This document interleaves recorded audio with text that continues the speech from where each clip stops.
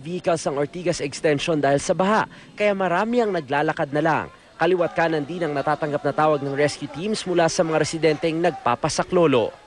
Sasama tayo ngayon sa Pasig Rescue at sa Pasig PNP at papasok sila dun sa Rosario 5 and 6 dahil kahapon pa lamang napakarami ng tawag yung kanilang natatanggap, mga nagpaparescue, karamihan daw mga may sakit, nakatatanda at mga bata.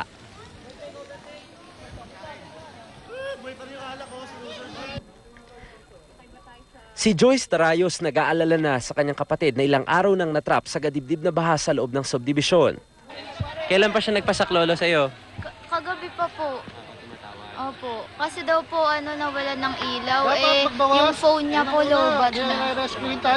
Matapos ang kalahating oras ng pagsasagwan, narating namin ang kinaroroonan ng kanyang kapatid. Dapat nga po hindi pa ako sasama kasi may maiiwan pa.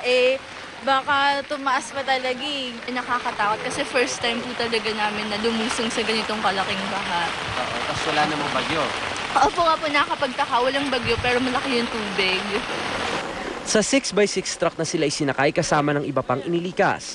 Ang rescuers naman tuloy lang sa rescue. Sa tala ng Pasig City Government, aabot sa mahigit 4,000 pamilya na ang apektado. Sinisikap daw silang abutan ng tulong pero gaya ng bagyong Undoy, hirap pa rin dahil sa kakulangan ng rubber boats na siyang maghahatid ng relief goods. Parang gusto nila pagkain. Pero ang ayaw nilang iwanan ng bahay nila. Kaya siguro may second floor naman sila Pagkain ang kulang sa kanila. Mel, dun sa mga kapuso natin na patungo dito sa Cainta o di naman kaya tatagos kayo hanggang Taytay, dadaan kayo ng Ortigas Avenue Extension. Magdalawang isip po kayo kasi kakailangan ninyong maglakad ng hanggang Gabewang na baha hanggang sa mga sandaling ito at maging yung manggagaling ng Imelda Avenue. Nako, ganun pa rin ho yung inyong bubunuin. Mainam ho kung kayo ay kung kayo sasakay o pipilitin na talagang pumunta dito, kakailangan ninyong sumakay ng mga improvised na balsa at magbabayad kayo ng hanggang 50 piso para dun sa isang tawid. At dun dito sa ating kinaroroonan, Mel, dito sa Don Mariano Subdivision, ito yung bahagi ng Barangay San Juan dito sa Cainta, Rizal. Mula dito sa tuhod hanggang lagpas dito sa leeg, yung tubig dun sa malalim na portion. Kaya nga ang ginagawa ng marami sa mga nandito, meron silang mga bangka na sinasakyan. Kung baga nagsa-service, merong siguro minimal na bayad para dun sa mga bangkero na maghahatid sa kanila. Pero kanina pinuntahan na rin ito, Mel, ng mga rescue team. Pero karamihan sa mga nandito sa subdivision, ang sinasabi nila, nagpasya sila na manatili na lamang dun sa second floor ng kanilang mga tahanan at mag-aantay na lamang daw sila ng pagdating ng relief goods. Yun nga lang, yung karamihan sa kanilang mga ari-arian dito, syempre yung mga sasakyan, nakita natin talagang nakalubog. Ito, yung jeep dito sa aking likuran, kanina mas mataas yung tubig dyan. Alam mo, Mel, dito sa Cainta, Rizal, nakausap natin kanina si Mayor Mon Ilagan, nang sinasabi niya 5 out of 7 barangays dito yung heavily affected ng pagbaha. Katumbas yan, Mel, ng halos 4,000 mga pamilya o 17,000 individuals na sumisilong sa mga evacuation site. Gaya ng marami sa atin, syempre nananalangin sila na sana tumila na itong pag-ulan na ito at syempre umaamot din sila ng tulong mula sa mga kapuso natin na merong mabubuting loob. Mel. Maraming salamat sa iyo, Steve Dailisan. Meron po tayong balita mula sa lungsod ng Valenzuela. 2 bangkay ng lalaki ang magkaiwalay na natagpuan. Nakatutok doon live sa mga sandaling ito, si Lia Manyalak del Castillo. Lia? Mike, ngayong gabi lamang tumila ang ulan dito sa Valenzuela City. Pero bago yan, buong araw munang bumuhos ang malakas na pag-uulan dito. Kaya isinailalim na rin sa state of calamity ang Valenzuela City. 14 kasi sa 33 barangay dito ang lubog pa din sa baha. Lubog pa rin sa baha ang ilang bahagi ng MacArthur Highway. Kahit bumuhos ang malakas na ulan dito kaninang tanghali, tuloy lang sa paglilinis ang mga residente. Sa barangay Elysian sa Marulas, isang patay na lalaki ang bumungad sa mga residente sa paghupa ng lagpas taong baha. Kinilala lamang siya sa pangalang Lito, 35 taong gulang. Sikat na dancing barker daw sa Valenzuela ang nasawi. Flash flood.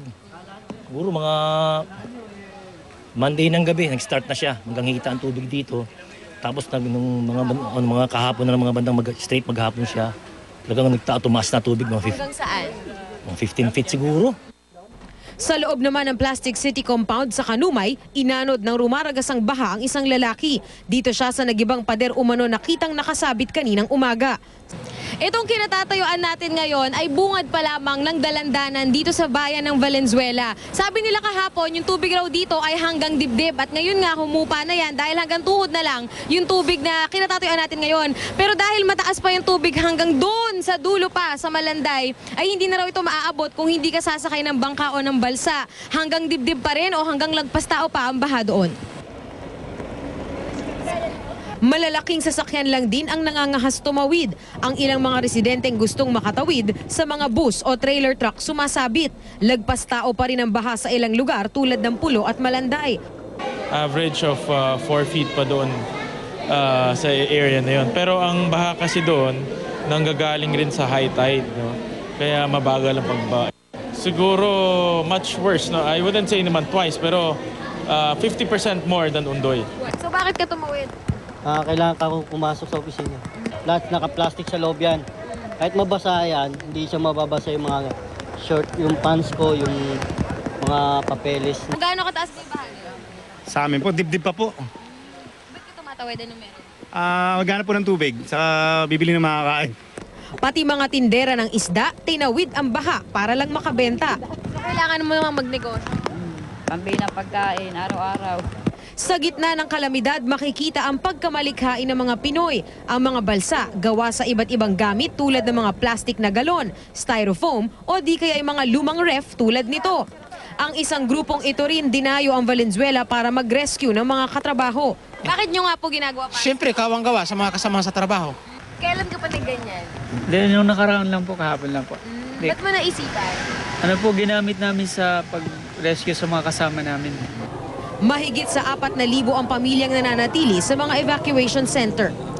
Mike, dahil marami pa ring lugar dito sa Valenzuela ang lubog sa baha, walang pasok bukas ang lahat ng public at private elementary hanggang high school dito sa Valenzuela City. Wala rin pasok yung mga public universities and colleges. Para naman sa mga estudyante ng private colleges and universities, kailangan nyo pong tumawag sa inyong eskwelahan para malaman kung may pasok na kayo bukas o kung wala pa rin. Samantala, Mike, bukas ng umaga, magsasagawa naman ng medical mission ang GMA Kapuso Foundation sa General T. De Leon National High School kung saan naroroon ang pinakamaraming bilang ng mga evacuees. Mike. Kamusta ang pagulan dyan sa Valenzuela?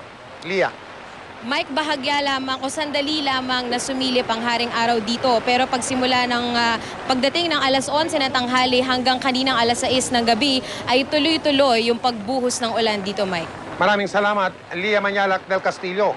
Samantala mga kapuso, humupa na mo ang matinding pagbaha sa Kasiglahan Village. Matatagpuan po yan sa May Rodriguez, Rizal. Ang naiwan naman po ng baha ay matinding putik.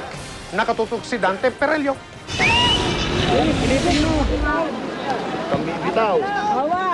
Nagmistulang dagat ang malaking bahagi ng Rodriguez Rizal kahapon, kaya ang mga residente kinailangang ilikas.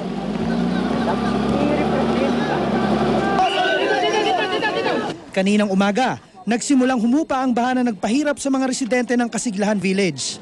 Pero hindi rito nagtatapos ang kalbaryo ng mga taga rito. Kasabay kasi ng pagbaba ng tubig, ang makapal na putik na bumalot sa kanilang mga bahay, kaya hindi pa rin nila ito matirhan. Patuloy pa naman ang mga pag-ulan dito at walang masilungan ng mga residente. Ganito kakapal yung putik na pumasok sa loob ng bahay ng mga residente rito. Ayon sa kanila, maaring tumagal pa raw ng mga 1 linggo bago nila matirhang muli ang kanilang mga bahay. Pinagtsitsaga ang linisin ng mga residente ang ilang naisalbang gamit. Pero karamihan sa mga tinamaan ng baha, walang naisalba kahit isang damit o gamit. Di nila alam kung paano sila makakabangon at makakapagpundar muli dahil hindi pa rin sila nakakabalik sa kanilang mga trabaho. Problema rin dito ang kawalan ng pagkukunan ng malinis na tubig. Putol rin ang supply ng kuryente, kaya lalong miserable ang kondisyon ng takbo ng buhay rito. Mahirap po talaga rito eh. Kaya tulad nito, naubos na yung mga damit namin, wala na kami maisuot. Kasi napuno ng putik. Ang hirap po kasi wala pa tubig, ang putik pa. Yun, napakahirap po. Peligroso rin daw manirahan dito, bukod kasi sa tabing ilog. Nasa paanan din ito ng bundok. Ito na raw ang 3 beses na nakaranas sila ng matinding pagbaha. Yung diki bumigay, diyan nga po, nagsimula yung baha rito. So, ito pong lugar na to, napakadelikado po nito para sa amin. Sana po ihinto nila yung relocation dito kasi po ang mga tao po mapapahamak. Ang kinatatayuan ko ngayon ay yung bahagi ng riprap na bumigay nung kasagsagan ng malakas na buhos ng ulan dahil sa lakas ng agos ng umapawang ilog. Ang ilan naman, nais na sanang lisanin ng lugar na ito pero wala naman daw silang ibang pupuntahan. Kaya panawagan ng mga taga-Kasiglahan Village sa pamahalaan, mabigyan sila ng mas maayos at ligtas na matitirhan. Dante Perello, Nakatutok, 24 Oras.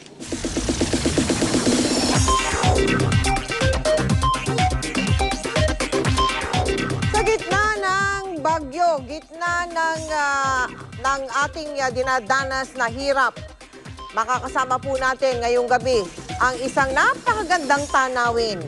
Para po sa Chika Minute, walang iba kundi si Heart Evangelista. Heart? Thanks, Mel. Good evening, mga kapuso. Simulan na natin ang mainit na chikan this Wednesday night. Ilang Hollywood celebrities nakikisimpatya sa mga Pilipino ngayong panahon ng tagbaha.